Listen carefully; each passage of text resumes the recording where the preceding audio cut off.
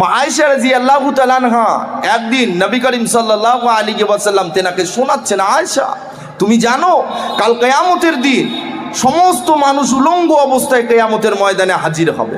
মা আয়েশা রাদিয়াল্লাহু তাআলা আনহা তিনি লজ্জায় নিজের মাথাকে নিচু করে নিয়েছেন, নিজের মাথাকে নিচু করে নিয়েছেন আর বলছেন, ইয়া রাসূলুল্লাহ, যদি সমস্ত মানুষকে যদি উলঙ্গ অবস্থায় তোলা হয় তাহলে তো একজন অপরজনের লজ্জায় স্থান দেখে নেবে, একজন অপরজনের লজ্জায় স্থান দেখে নেবে।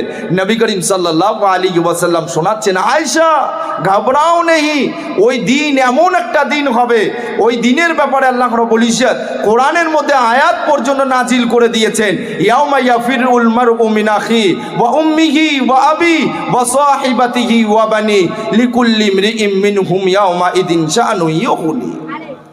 ওই দিন এমন একটা দিন হবে, ভাইকে ভাইয়ের কাছ থেকে আলাদা করে দেওয়া হবে, বিবিকে স্বামীর কাছ থেকে আলাদা করে দেওয়া হবে, মাকে বাপের কাছ থেকে আলাদা করে দেওয়া হবে, বাপকে মায়ের কাছ থেকে আলাদা করে দেওয়া হবে, সন্তানদেরকে তার বাবা মার কাছ থেকে আলাদা করে দেওয়া হবে, হাত্তাকে সকলেই নিজের নিজের আমাল নিয়ে ব্যতিব্যস্ত হয়ে যাবে।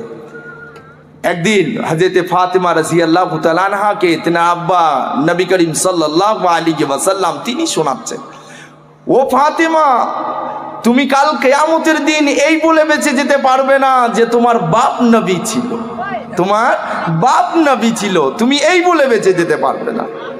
ফাতেমা, তুমি তোমার সাজদা বেশি বেশি করো, তোমার সাজদাকে লম্বা করো, তুমি বেশির থেকে বেশি আল্লাহকে সাজদা করো। যার সাজদা যত বেশি হবে কাল সে তত আমার নিকটবর্তী হয়ে যাবে।